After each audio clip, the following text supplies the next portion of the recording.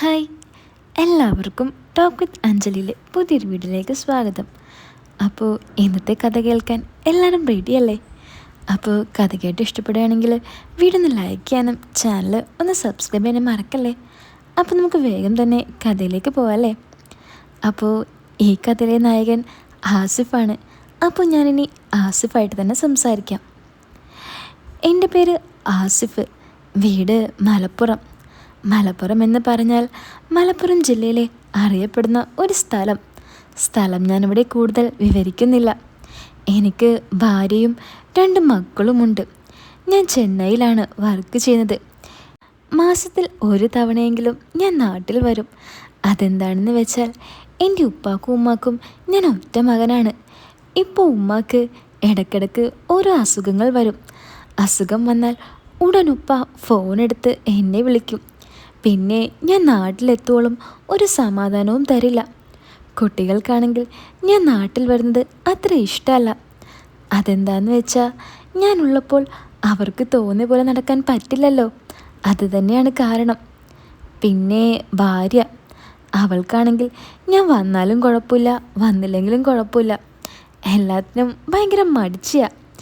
എല്ലാത്തിനും എന്ന് വെച്ചാൽ എല്ലാത്തിനും, പ്രത്യേകിച്ച് ആ കാര്യങ്ങൾക്കെല്ലാം ഞാൻ നിർബന്ധിച്ച് ഒന്ന് തന്നാലായി. അതും അതിനിടയിൽ 100 ചോദ്യങ്ങളും ഉത്തരങ്ങളും. എന്ത് പറയാൻ, കിട്ടിയത് ഇതായി പോയില്ലേ. ഇനി മാറ്റാൻ പറ്റില്ലല്ലോ. വേറെ വല്ല സാധനവുമായിരുന്നെങ്കിൽ കടയിൽ തന്നെ കൊടുത്ത് മാറ്റിയെടുക്കായിരുന്നു. പക്ഷേ ഇത് നടക്കില്ലല്ലോ.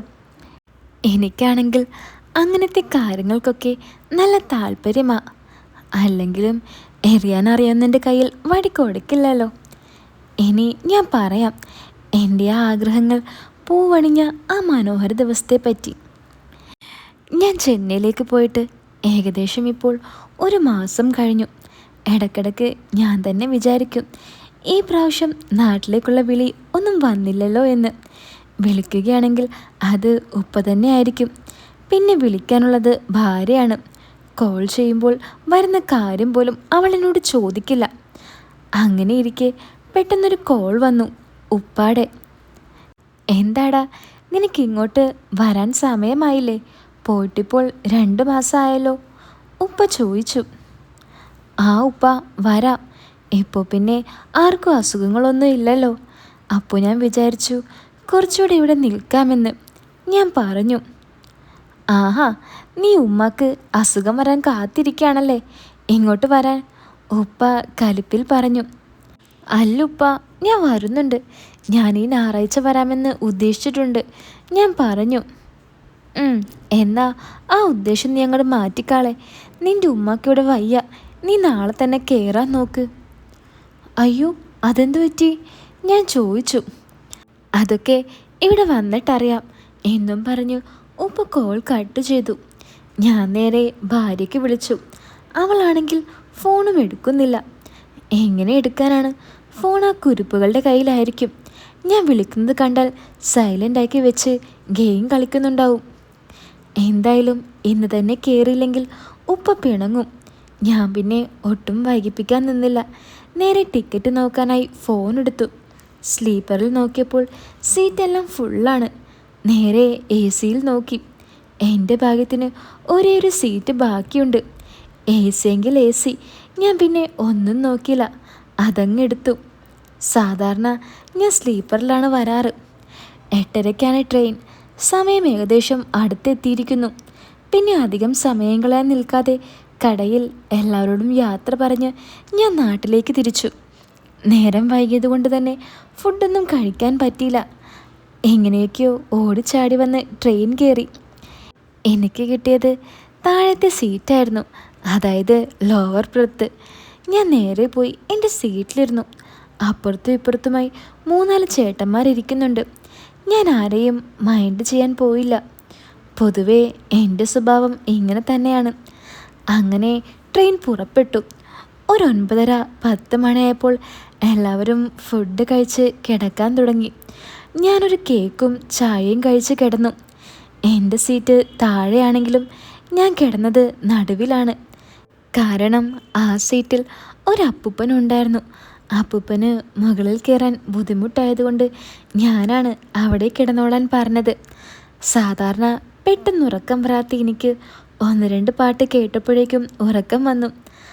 അങ്ങനെ AC-യുടെ തണുപ്പിൽ നല്ലൊരു ഉറക്കം ഞാനങ്ങ് ഉറങ്ങി.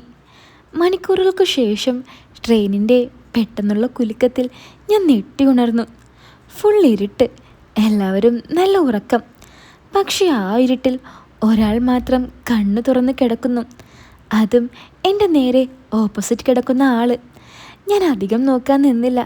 ഞാൻ ഫോണെടുത്ത് സമയം എത്രയായിരുന്നു നോക്കി. സമയം രാത്രി 1 മണി കഴിഞ്ഞിട്ടുണ്ട്. ട്രെയിനിൽ എവിടെ എത്തിയെന്ന് നോക്കിയപ്പോൾ സേലം കഴിഞ്ഞിട്ട് അരമണിക്കൂറായെന്ന് മനസ്സിലായി. ഞാൻ പതിയെ വീണ്ടും ഉറങ്ങാൻ ശ്രമിച്ചു. പക്ഷെ ഉറക്കം വരുന്നേയില്ല. അങ്ങനെ ഞാൻ ഫോണെടുത്ത് ഓരോ വീഡിയോസ് കാണാൻ തുടങ്ങി. പെട്ടെന്നെന്തോ ശബ്ദം കേട്ട് ഞാൻ എൻ്റെ ഓപ്പോസിറ്റിലേക്ക് നോക്കി. ആ കിടക്കുന്ന ആൾ ഉറങ്ങിയിട്ടില്ല. ഞാൻ ഒന്നുകൂടി സൂക്ഷിച്ചു നോക്കി. ഇവിടെ ഒരു ചേട്ടനല്ലേ കിടന്നത്, ഇതിപ്പോൾ എങ്ങനെയാ ഒരു പെണ്ണായത്? തണുപ്പ് കാരണം ഫുള്ള് മൂടിയിട്ടായിരുന്ന ആളുടെ കിടപ്പ്. പിന്നെയൊന്ന് ആലോചിച്ചപ്പോൾ എനിക്ക് കാര്യം മനസ്സിലായി. ആ ചേട്ടൻ കഴിഞ്ഞ സ്റ്റോപ്പിൽ ഇറങ്ങിക്കാണും. ഇവർ ചിലപ്പോൾ പിന്നെ കയറിയതാവുമെന്നും. ഞാൻ നോക്കുന്നത് കണ്ട് ആ സ്ത്രീ എന്നെയും നോക്കുന്നുണ്ടായിരുന്നു. ഞാൻ ചെറുതായി ഒന്ന് ചിരിച്ചു. അവരും അതേ ചിരി തിരിച്ചെനിക്ക് സമ്മാനിച്ചു. തിരിഞ്ഞു കിടന്ന് ഞാൻ വീണ്ടും ഫോണിൽ തോണ്ടാൻ തുടങ്ങി. കുറേ സമയത്തിന് ശേഷം ഞാൻ വീണ്ടും ഒന്ന് നോക്കി. അതാ ആ സമയവും ഉറങ്ങാതെ മേലോട്ട് നോക്കി കിടക്കാണവർ. ഞാൻ നോക്കുന്നത് കണ്ട് എന്നെ തിരിഞ്ഞു നോക്കി. ഞാൻ കൈകൊണ്ട് ചോദിച്ചു, ഉറങ്ങുന്നില്ല എന്ന്. ഉറക്കം വന്നില്ല എന്ന് അവർ മറുപടി പറഞ്ഞു. ട്രെയിൻ ഫുള്ള് സൈലൻ്റ് ആയതുകൊണ്ട് ഒന്നും സംസാരിക്കാൻ പറ്റുന്നുണ്ടായിരുന്നില്ല. പിന്നെ ഞാൻ ഇടയ്ക്ക് നോക്കാൻ തുടങ്ങി അവരെ. അപ്പോഴെല്ലാം എന്നെയും നോക്കുന്നുണ്ടായി. എന്തോ എവിടെ ഒരു തകരാറ് പോലെ എനിക്ക് തോന്നി. ഇരുട്ടായതുകൊണ്ട് തന്നെ വയസ്സും ഭംഗിയൊന്നും എനിക്ക് മനസ്സിലാക്കാൻ പറ്റിയില്ല. ഞാൻ പിന്നെ കൂടുതൽ നോക്കാൻ നിന്നില്ല. എന്തായാലും ആൾ ഒറ്റയ്ക്കാകാൻ സാധ്യതയില്ല. എവിടെ ആരെങ്കിലും കാണും, വെറുതെ അടിമേടിച്ച് കൂട്ടണ്ട എന്ന് കരുതി. അങ്ങനെ ഞാൻ കുറച്ച് സമയം ഫോണിൽ മാത്രം ശ്രദ്ധിച്ചിരുന്നു. കുറച്ച് കഴിഞ്ഞപ്പോൾ എനിക്ക് ബാത്റൂമിൽ പോകാൻ തോന്നി. എഴുന്നേക്കാൻ മടി കാരണം ഞാൻ കുറേ നേരം പിടിച്ചു നിന്നു. അവസാനം സഹി കെട്ടപ്പോൾ ഞാൻ പതിയെ എഴുന്നേറ്റ് ബാത്റൂമിൽ പോയി. എല്ലാം കഴിഞ്ഞ് മുഖമൊക്കെ കഴുകി ഒന്ന് ഫ്രഷായി പുറത്തേക്ക് ഇറങ്ങിയപ്പോൾ ഞാൻ കണ്ടത് ഒരിത്ത എൻ്റെ മുന്നിൽ നിൽക്കുന്നതാണ്. ഞാനൊന്ന് സൂക്ഷിച്ചു നോക്കിയപ്പോഴാണ് എനിക്കാളെ മനസ്സിലായത്. എൻ്റെ ഓപ്പോസിറ്റ് കിടന്ന ആ സ്ത്രീയാണത്. എന്താ, ഉറക്കമൊന്നും ഇല്ലേ? ആ ഇത്ത എന്നോട് ചോദിച്ചു. അത് ഒന്ന് ഇറങ്ങി എഴുന്നേറ്റപ്പോൾ പിന്നെ എനിക്ക് ഉറക്കം വന്നില്ല. ഞാനൊരു ചെറു ചിരിയോടെ അവരോട് പറഞ്ഞു, എങ്ങനെ വരാനാ? ഫുൾ ടൈം ഫോണിൽ കുത്തിയിരുന്നാൽ പിന്നെ ഉറക്കം വരുമോ? ഇത്ത ചോദിച്ചു. അത് പിന്നെ ഒടുക്കത്തെ തണുപ്പല്ലേ AC-ക്ക്, 10 പുതപ്പിട്ടാലും തണുപ്പ് മാറില്ല, ഞാൻ പറഞ്ഞു. അത് ശരിയാ, ഞാനും തണുത്ത് വിറച്ച് കിടക്കായിരുന്നു. സാധാരണ ദിവസത്തെക്കാളും ഇന്ന് കുറച്ച് കൂടുതൽ തണുപ്പുണ്ട്, ഇത്ത ആ വഴിയിൽ നിന്നുകൊണ്ട് തന്നെ എന്നോട് പറഞ്ഞു. ആ ശരിയാ. അല്ല, ഇത്തയുടെ കൂടെ ആരാ ഉള്ളത്? ഞാൻ ചോദിച്ചു. എൻ്റെ ഹസ്ബൻഡുണ്ട്, ഇത്ത മറുപടി നൽകി. ആണോ? എന്നിട്ടെവിടെ? അടുത്ത് തന്നെ ഉണ്ടോ ആള്? ഞാൻ ചോദിച്ചു. ആ, മൂപ്പര് അപ്പുറത്തെ സീറ്റിലുണ്ട്. തല ചായ്ക്കാൻ ഒരു സ്ഥലം കണ്ടാൽ മതി, അപ്പോൾ കിടന്നുറങ്ങിക്കോളും. ഇനിയിപ്പോൾ ഒരാന കുത്തിയാലും പുള്ളി അറിയില്ല, ഇത്ത പറഞ്ഞു. ഇത്തയുടെ ചില സംഭാഷണത്തിൽ എന്തൊക്കെയോ മറഞ്ഞു കിടക്കുന്നത് പോലെ എനിക്ക് തോന്നി. അല്ല, നിൻ്റെ പേര് പറഞ്ഞില്ലല്ലോ, ഇത്ത എന്നോട് ചോദിച്ചു. ഞാൻ എൻ്റെ പേര് അവരോട് പറഞ്ഞു. കെട്ടിയതാണോ? ഇത്ത വീണ്ടും ചോദിച്ചു. അതെ, ഒന്ന് കെട്ടിയതാ, ഞാൻ മറുപടി പറഞ്ഞു. അതെന്താടാ ഒരു ഒന്ന് മതിയാകുന്നില്ല നിനക്ക്? ഇത്ത ചിരിച്ചുകൊണ്ട് ചോദിച്ചു. എങ്ങനെ മതിയാകാനാ? ഈ ലോകം ഇങ്ങനെ പരന്ന് കിടക്കല്ലേ, പലതും പല രീതിയിൽ കാണുമ്പോൾ അങ്ങനെ മതിയാകുമോ? ആഹാ, നീ കൊള്ളാലോടെ ചെക്ക, ഇത്ത പറഞ്ഞു. അത് കേട്ടപ്പോൾ ഞാൻ നാണം കൊണ്ട് മുഖം പൊത്തി ചിരിച്ചു. പെട്ടെന്നൊരു പയ്യൻ ബാത്റൂമിലേക്ക് വന്നു. ഞാനവന് വഴി മാറിക്കൊടുത്തു. ഞാൻ കരുതിയത് അവനെ കണ്ടപ്പോൾ ഇത്ത അകത്തേക്ക് പോകുമെന്നാണ്. പക്ഷേ എൻ്റെ ഊഹം തെറ്റിച്ചുകൊണ്ട് ഇത്ത അവിടെ തന്നെ നിന്നു. അവൻ ബാത്റൂമിൽ നിന്നും ഇറങ്ങുവോളം ഞങ്ങളൊന്നും സംസാരിച്ചില്ല. ഇത്ത ട്രെയിനിൻ്റെ കതകു തുറന്ന് പുറത്തേക്ക് നോക്കി നിന്നു. പിറകിൽ നിന്നും ഞാനും ആ കാഴ്ചകൾ നല്ലോണം വീക്ഷിച്ചു. ഒന്ന് കാണണമായിരുന്നു ആ കാഴ്ച. കതക് തുറന്നു വെച്ചതുകൊണ്ട് തന്നെ നല്ല തണുത്ത കാറ്റ് ട്രെയിനിൻ്റെ ഉള്ളിലേക്ക് അടിച്ച് കയറുന്നുണ്ടായിരുന്നു. ഈ ചെക്കൻ അതിനകത്ത് എന്തെടുക്കുക? കുറേ നേരമായല്ലോ കയറിയിട്ട്. എനിക്ക് ദേഷ്യം വന്നു തുടങ്ങി. കതകിൽ നിൽക്കുന്ന ഇത്ത ഇടയ്ക്കിടയ്ക്ക് എന്നെ തിരിഞ്ഞു നോക്കുന്നുണ്ടായി. അധികം വൈകാതെ തന്നെ അവൻ പുറത്തേക്ക് ചാടി. അവൻ എന്നെ നോക്കി നേരെ അകത്തേക്ക് കയറിപ്പോയി. ഇത് കണ്ട ഇത്ത എൻ്റെ അടുത്തേക്ക് വന്ന് പറഞ്ഞു, എടാ ഞാനൊന്ന് അകത്ത് കയറി നോക്കിയിട്ട് വരാം. ഇക്ക എഴുന്നേറ്റാൽ എന്നെ തിരക്കുന്നുണ്ടാവും. ശരി, നോക്കിയിട്ട് വാ, ഞാൻ ഇത്തയോട് പറഞ്ഞു. അതും പറഞ്ഞ് ഇത്ത അകത്തേക്ക് നടന്നു. പക്ഷെ അങ്ങോട്ട് പോയതിനേക്കാളും സ്പീഡിൽ ഇത്ത തിരിച്ചു വന്നുകൊണ്ട് പറഞ്ഞു, അദ്ദേഹം മൂടി പുതച്ച് നല്ല ഉറക്കമാ, ഇനി അലാറം അടിക്കുമ്പോൾ നോക്കിയാൽ മതിയെന്ന്. ഇത് കേട്ട് ഞാൻ പറഞ്ഞു, അതെന്തായാലും നന്നായി. അങ്ങനെ ഞങ്ങൾ വീണ്ടും സംസാരിക്കാൻ തുടങ്ങി. അല്ല, നിനക്കെന്താ ജോലി? ഇത്ത എന്നോട് ചോദിച്ചു. എനിക്ക് മൊബൈൽ ഷോപ്പിലാണ് ജോലി, ഞാൻ പറഞ്ഞു. ആഹാ, കൊള്ളാലോ. അപ്പോൾ മൊബൈലൊക്കെ നന്നാക്കാൻ അറിയോ? പിന്നെ അറിയാതെ, അതല്ലേ എൻ്റെ പണി. അല്ല, കുട്ടികളൊന്നും ആയില്ലേ? ഇത്ത ചോദിച്ചു. ആ ഉണ്ടല്ലോ, 2 ആൾ, ഒരാണും ഒരു പെണ്ണും, ഞാൻ മറുപടി പറഞ്ഞു. എന്താ 2ൽ നിർത്തിയത്? ഇത്ത കളിയായി ചോദിച്ചു. ആ അത് മതി, അതൊക്കെ എന്നെക്കൊണ്ട് താങ്ങുള്ളൂ, ഞാൻ പറഞ്ഞു.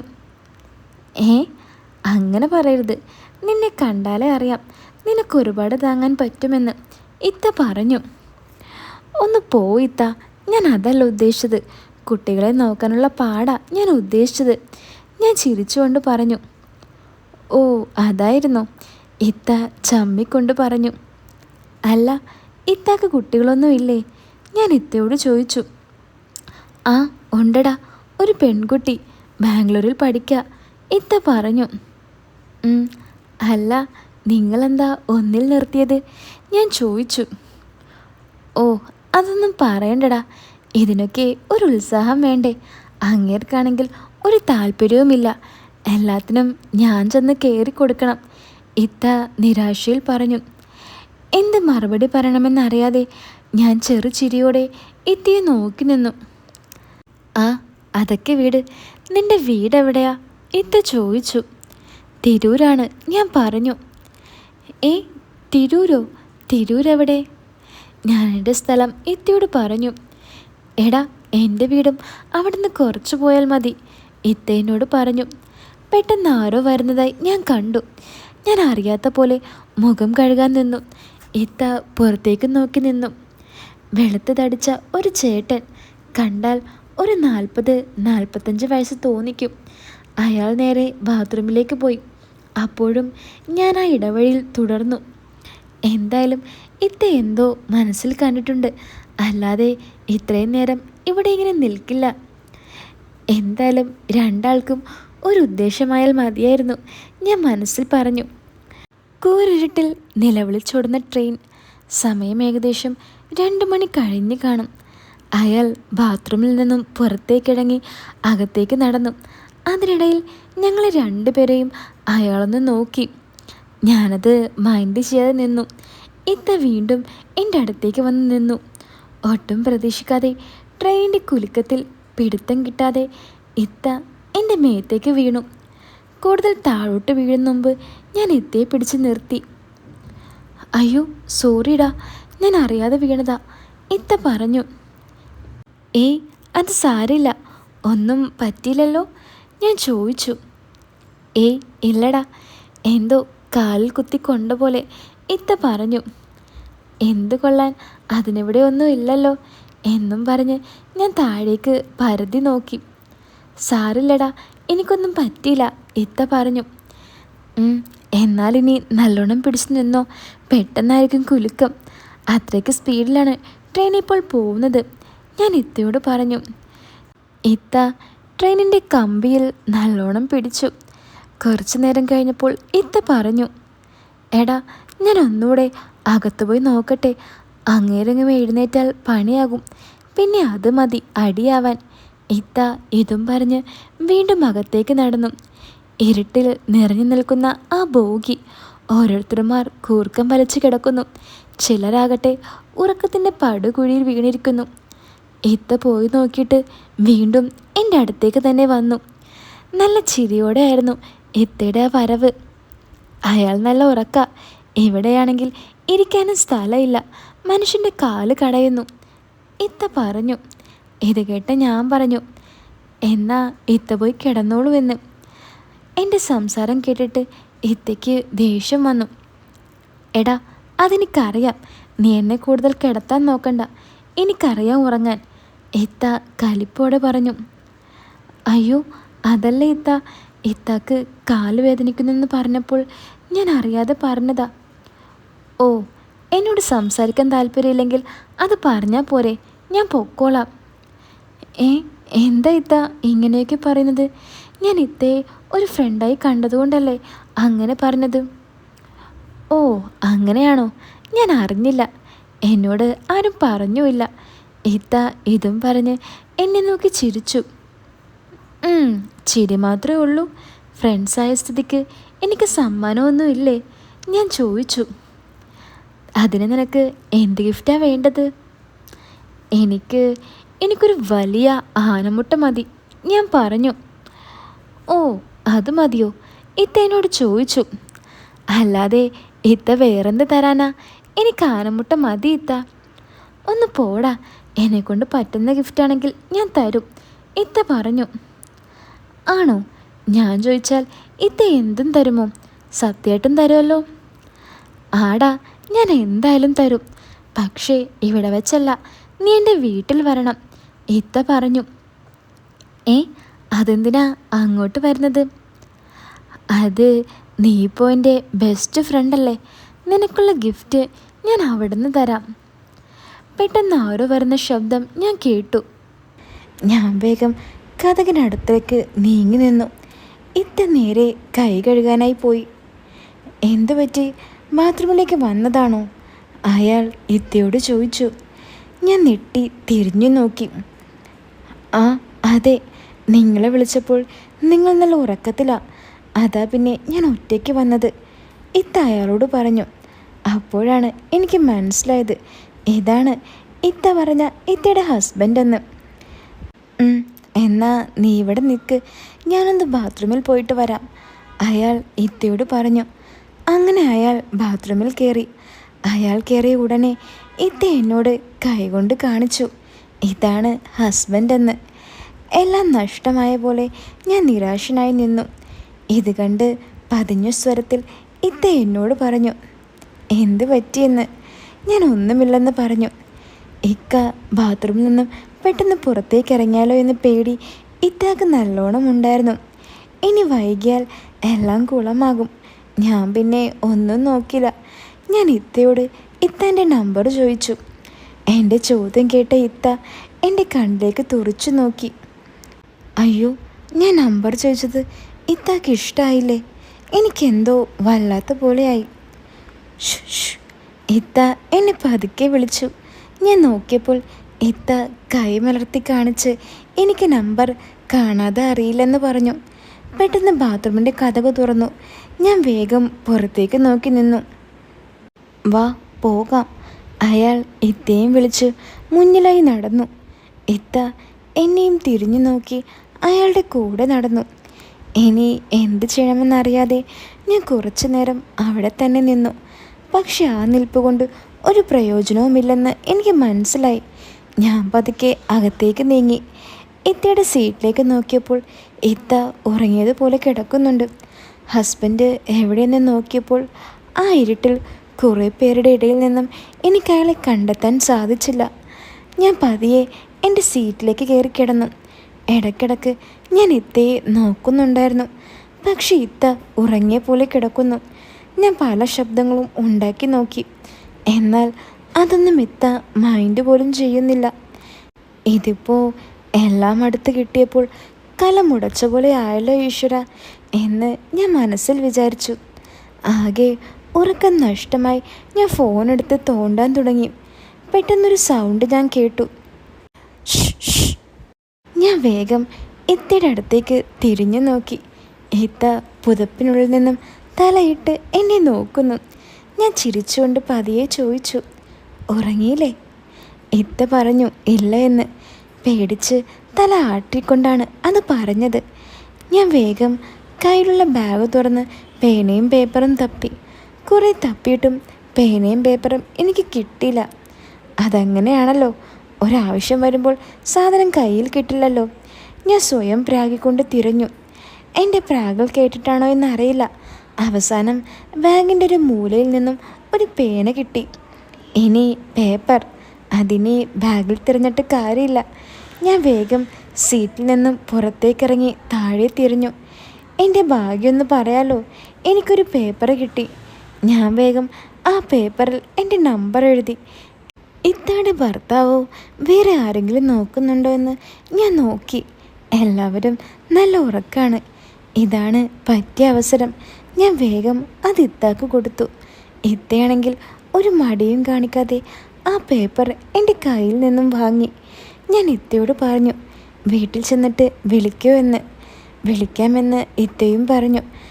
പെട്ടെന്ന് ആരോ അപ്പർ സീറ്റിൽ നിന്നും ഇറങ്ങുന്ന സൗണ്ട് ഞാൻ കേട്ടു. ഞാൻ വേഗം എൻ്റെ സീറ്റിലേക്ക് കയറി കിടന്നു. ആ വന്നത് ഇത്തയുടെ ഭർത്താവായിരുന്നു. അയാൾ വന്ന് പിന്നെ ഫുൾ സംസാരമായിരുന്നു ഇത്തയോട്. പോകുന്നോ ഉണ്ടായിരുന്നില്ല. ഞാൻ കുറേ നേരം നോക്കിക്കിടന്നു. അയാളൊന്ന് പോയിരുന്നെങ്കിൽ വല്ലതും ഒപ്പിക്കായിരുന്നു എന്നായിരുന്നു എൻ്റെ മോഹം. അങ്ങനെ ഞാൻ അറിയാതെ ഉറങ്ങിപ്പോയി.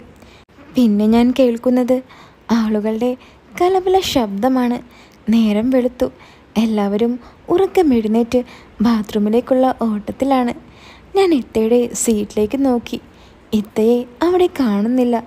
ഞാൻ പതിയെ എഴുന്നേറ്റ് താഴേക്കിറങ്ങി നോക്കി. പക്ഷെ അവിടെയൊന്നും കണ്ടില്ല. ഞാൻ പതിയെ ബാത്റൂമിൻ്റെ അടുത്തേക്ക് നടന്നു. ദാ നിൽക്കുന്നു രണ്ടുപേരും. പുറം കാഴ്ചകളെല്ലാം ആസ്വദിച്ച് ഡോറിൻ്റെ അരികിൽ നിൽക്കാണ്. ബാത്റൂമിൽ പോകാൻ വെയിറ്റ് ചെയ്ത് നിൽക്കുന്ന പോലെ ഭാവിച്ച് ഞാൻ അവിടെ കുറച്ചു നേരം നിന്നു. ഞാൻ പിന്നിൽ നിൽക്കുന്നത് ഇത്ത കണ്ടു. പക്ഷേ അതിൻ്റെ ഒരു ഭാവമാറ്റം ഇത്തയുടെ മുഖത്ത് ഞാൻ കണ്ടില്ല. അടുത്ത സ്റ്റോപ്പിൽ ഇറങ്ങാൻ നിൽക്കുകയാണോ? ഇത്തയുടെ ഹസ്ബൻഡാണ് അതെന്നോട് ചോദിച്ചത്. അല്ല, ഞാൻ തിരൂരാണ്, ഞാൻ അയാളോട് പറഞ്ഞു. ആ, തിരൂരാണോ? ഞങ്ങളും അവിടെയാണല്ലോ. ആ, തിരൂർ എവിടെയാ? ഞാൻ അറിയാത്ത പോലെ ചോദിച്ചു. അയാൾ സ്ഥലമെല്ലാം പറഞ്ഞു തന്നു. ഞാനുമെല്ലാം പറഞ്ഞു കൊടുത്തു. അതിനിടയിൽ ബാത്റൂമിൽ നിന്നും ആൾ പുറത്തേക്കിറങ്ങി. സംശയമൊന്നും ഉണ്ടാക്കേണ്ടെന്ന് കരുതി ഞാൻ നേരെ ബാത്റൂമിലേക്ക് കയറി. തിരിച്ചിറങ്ങി വന്നപ്പോഴേക്കും എല്ലാവരും സീറ്റെല്ലാം റെഡിയാക്കി ഇരിക്കാൻ തുടങ്ങിയിരുന്നു. എൻ്റെ നേരെ ഓപ്പോസിറ്റായി ഇത്തയും ഭർത്താവും. എനിക്കാണെങ്കിൽ ഭർത്താവ് ഉള്ളതുകൊണ്ട് ഇത്തയൊന്ന് നോക്കാൻ പോലും പറ്റുന്നില്ല. പക്ഷേ ഇത്ത എന്നെ ഇടയ്ക്കിടയ്ക്ക് നോക്കുന്നുണ്ടായി. ഇത്ത നോക്കുന്നത് അയാൾക്ക് നേരെ കാണാൻ പറ്റില്ലല്ലോ. ഞാനാണെങ്കിൽ നേരെ മുന്നിൽ തന്നെ ഇരിക്കല്ലേ. അയാൾ ഇത്തയോട് എന്തോ കാര്യമായി പറയുക. ഇത്തയാണെങ്കിൽ ആർക്കോ വേണ്ടി തലയാട്ടിക്കൊണ്ടിരിക്കുകയാണ്. ഇത്തയുടെ മനസ്സിൽ മുഴുവൻ ഞാനായിരുന്നു. അതാ മുഖത്ത് എനിക്ക് കാണായിരുന്നു. അങ്ങനെ സമയം പോയതേ അറിഞ്ഞില്ല. സമയം 8 മണിയോടടുത്തു. ട്രെയിൻ തിരൂരെത്താറായി. എല്ലാവരും ബാഗെല്ലാം പാക്ക് ചെയ്ത് ഇറങ്ങാൻ തുടങ്ങി. അധികം വൈകാതെ തിരൂരിലെത്തി. എല്ലാവരും ഇറങ്ങി. ഞാനും ഇറങ്ങി. എൻ്റെ മുന്നിലായിട്ടാണ് ഇത്തയും ഭർത്താവും ഇറങ്ങിയത്. പേടിച്ചിട്ടായിരിക്കും ഇത്ത ഒന്ന് തിരിഞ്ഞു പോലും നോക്കിയില്ല. സ്റ്റേഷനിൽ നിന്നും പുറത്തിറങ്ങിയ ഉടനെ അയാൾ ഒരു ഓട്ടോ വിളിച്ചു ഇത്തയും കയറ്റി അവർ പോയി. ഞാൻ പിന്നെ കൂടുതൽ നേരം അവിടെ നിന്നില്ല. എൻ്റെ വീട്ടിലേക്ക് തിരിച്ചു. പിന്നീടുള്ള ഓരോ നിമിഷവും എൻ്റെ കണ്ണ് ഫോണിലോട്ടായി. ഇത്തൊന്ന് വിളിച്ചിരുന്നെങ്കിൽ എന്ന് ഞാൻ കൊതിച്ചുപോയി. അങ്ങനെ ആ ദിവസം കടന്നുപോയി. അടുത്ത ദിവസം ബൈക്ക് കഴുകിക്കൊണ്ടിരിക്കുമ്പോഴാണ് വൈഫ് ഫോണും കൊണ്ട് വരുന്നത്. ദേ, നിങ്ങളുടെ ഫോൺ ബെല്ലടിക്കുന്നുണ്ട്, വൈഫ് പറഞ്ഞു. ആണോ? ആരാണെന്ന് നോക്ക്. എൻ്റെ കയ്യിൽ മുഴുവൻ സോപ്പിൻ്റെ പതയാ, ഞാൻ അവളോട് പറഞ്ഞു. ഇതിൽ പേരൊന്നും കാണുന്നില്ല, ഏതോ നമ്പറാണ്, അവൾ പറഞ്ഞു. ആ സമയം ഇത്തയുടെ കാര്യം ഞാൻ മറന്നിരുന്നു. ആ, എന്നാ നീ ഒന്ന് എടുത്തു നോക്ക്, ആരാണെന്നറിയാലോ, ഞാൻ അവളോട് പറഞ്ഞു. ഞാൻ പറഞ്ഞതും അവൾ ആ കോൾ എടുത്തു. ഹലോ ഹലോ, ആരാ? അവൾ ചോദിച്ചു. പിന്നെ അവളൊന്നും മിണ്ടില്ല. എന്താടി, ആരാ വിളിക്കുന്നത്? ഞാൻ ചോദിച്ചു. ആ, എനിക്കറിയില്ല, ഞാൻ ആരാണെന്ന് ചോദിച്ചിട്ട് ഒന്നും മിണ്ടുന്നില്ല. മിണ്ടുന്നില്ലേ? അതിപ്പോൾ ആരാ കോൾ ചെയ്തിട്ട് മിണ്ടാതെ നിൽക്കുന്നത്? ഇത് പറഞ്ഞതും പെട്ടെന്ന് എനിക്ക് ഇത്തയുടെ കാര്യം ഓർമ്മ വന്നു. ഞാൻ വേഗം പറഞ്ഞു, ആരെങ്കിലും ആകട്ടെ, നീ ആ കോളങ്ങ് കട്ട് ചെയ്തേക്ക്. ആ, അത് ഞാൻ കട്ടാക്കിയിട്ടുണ്ട്, വൈഫ് പറഞ്ഞു. എടി, ഫോൺ അവിടെ തന്നെ വെച്ചേക്ക്, ഞാൻ പിന്നെ തിരിച്ചു വിളിച്ച് നോക്കിക്കോളാം, ഞാൻ അവളോട് പറഞ്ഞു. വൈഫ് ഫോൺ അവിടെ വെച്ചിട്ട് അകത്തേക്ക് പോയി. അവൾ പോയതും ഞാൻ വേഗം പോയി ഫോൺ എടുത്തു വീടിൻ്റെ പുറകിലേക്ക് നടന്നു. ഞാൻ ആ നമ്പറിലേക്ക് തിരിച്ചു വിളിച്ചു, പക്ഷെ ആരും കോൾ എടുത്തില്ല. എനിക്കാകെ സങ്കടം തോന്നി. വീണ്ടും വിളിക്കാൻ എനിക്കൊരു പേടി. ഇനി ഹസ്ബൻഡ് വല്ലതും അടുത്തുണ്ടെങ്കിലോ? ഞാൻ ഫോണും പിടിച്ച് കുറച്ചു നേരം വീടിൻ്റെ പുറത്ത് കറങ്ങിത്തിരിഞ്ഞു നിന്നു. പക്ഷേ സമയം പോയത് മിച്ചം, കോളൊന്നും വന്നില്ല. എന്താ നിങ്ങൾ അവിടെ കിടന്ന് കറങ്ങുന്നേ? ചായ എടുത്ത് വെച്ചിട്ടുണ്ട്, വന്ന് കുടിക്ക്, വൈഫ് അകത്തുനിന്ന് വിളിച്ചു പറഞ്ഞു. ആ, ഞാൻ വരുന്നു. ഞാൻ അതും പറഞ്ഞ് ചായ കുടിക്കാൻ അകത്തേക്ക് കയറി. ഇനി ഈ ഫോൺ ഞാൻ നിലത്ത് വെക്കില്ല എന്ന ഉദ്ദേശത്തോടെ ഞാൻ തുടർന്നു. അങ്ങോട്ട് വിളിക്കാമെന്ന് വെച്ചാൽ അതിനൊരു പേടി. അങ്ങനെ ഫോൺ നിലത്ത് വെക്കാതെ കോൾ വരുന്നത് നോക്കി ഞാൻ നടന്നു. ഡാ, നീ എങ്ങോട്ടെങ്കിലും പോകുന്നുണ്ടോ? ഉപ്പ എന്നോട് ചോദിച്ചു. ഇല്ലുപ്പ, ഞാൻ പറഞ്ഞു. എന്നാ നീ ഉമ്മയും കൊണ്ട് ഒന്ന് ഹോസ്പിറ്റലിൽ പോയിട്ട് വാ, എനിക്കെന്തോ ഒരു സുഖമില്ല, ഉപ്പ പറഞ്ഞു. ആ, ശരി ഉപ്പ, ഞാൻ പൊക്കോളാം. എന്തായാലും വീട്ടിൽ നിന്നും ഒന്ന് മാറി നിൽക്കാൻ എനിക്ക് ഉദ്ദേശമുണ്ടായിരുന്നു. കാരണം ഇനി അഥവാ ഇത്ത വിളിക്കുമ്പോൾ വൈഫ് കണ്ടാലോ എന്ന് കരുതി. അങ്ങനെ ഞാൻ ഉമ്മയും കൊണ്ട് ഹോസ്പിറ്റലിലേക്ക് പോയി. ഡോക്ടറെ കാണാൻ ടോക്കൺ എടുത്ത് ഞാൻ ഉമ്മയും കൊണ്ട് അവിടെ ഇരുന്നു. ടോക്കൺ നമ്പർ 12 ഞങ്ങൾക്ക് കിട്ടിയത്. അധികം ആളുകളുണ്ടായില്ല. ഉമ്മയ്ക്കാണെങ്കിൽ സംസാരിക്കാൻ ഉമ്മയുടെ പഴയൊരു കൂട്ടുകാരിയെ തന്നെ കിട്ടി. ഞാനാണെങ്കിൽ അവിടെയുള്ള നഴ്സുമാരെയൊക്കെ നോക്കിയിരുന്നു. പെട്ടെന്ന് എൻ്റെ കയ്യിലിരുന്ന് എൻ്റെ ഫോൺ റിങ് ചെയ്തു. ഞാൻ വേഗം ഫോണിലേക്ക് നോക്കി. അതെ, നമ്പർ രാവിലെ വന്ന അതേ നമ്പറിൽ നിന്നാണ് ഇപ്പോൾ കോൾ വരുന്നത്. ഞാൻ ഒട്ടും സമയം കളഞ്ഞില്ല, വേഗം കോൾ എടുത്തു. ഹലോ, ആരാ? ഞാൻ ചോദിച്ചു. ആസിഫാണോ? അപ്പുറത്ത് നിന്ന് ഒരു പെണ്ണിൻ്റെ ശബ്ദമാണ് ഞാൻ കേട്ടത്. അതെ, ആസിഫാണ്. നിങ്ങൾ ആരാണ്? ഞാൻ ചോദിച്ചു. എന്നെ മനസ്സിലായില്ലേ? ഇന്നലെ ട്രെയിനിൽ നിന്നും പരിചയപ്പെട്ട ആളാ. ആ, മനസ്സിലായി. ഞാൻ കോളിനായി കാത്തിരിക്കുകയായിരുന്നു. ആണോ? ഞാൻ രാവിലെ വിളിച്ചിരുന്നു. അപ്പോൾ ആരാ കോൾ എടുത്തത്? ഇത്ത ചോദിച്ചു. അത് ഭാര്യ. ഞാനപ്പോൾ തന്നെ തിരിച്ചു വിളിച്ചല്ലോ, എന്താ എടുക്കാനേ? അത് ഇക്കയുണ്ടായിരുന്നു. എനിക്ക് തോന്നി, അതാ ഞാൻ പിന്നെ വിളിക്കാനേ. ആ, അല്ല, ഇപ്പോൾ എവിടെയാ? അവിടെ എന്താ ഭയങ്കര സൗണ്ട്? ഇത്ത ചോദിച്ചു. അത് ഞാൻ ഉമ്മയും കൊണ്ട് ഹോസ്പിറ്റലിൽ വന്നതാ. അയ്യോ, ഉമ്മക്കെന്തോ പറ്റി? ഏയ്, ഒന്നുമില്ല, ചെക്കിങ്ങിന് വന്നതാ. ഓ, അല്ല, വൈഫിന് വല്ല സംശയവുമുണ്ടോ? ഏയ്, അവൾക്കൊരു സംശയവുമില്ല. അതുപോട്ടെ, എൻ്റെ സമ്മാനം എപ്പോഴാ തരിക? ഞാൻ ഇത്തയോട് ചോദിച്ചു. അയ്യട മോനെ, അതും കാത്തിരിക്കുകയാണോ നീ?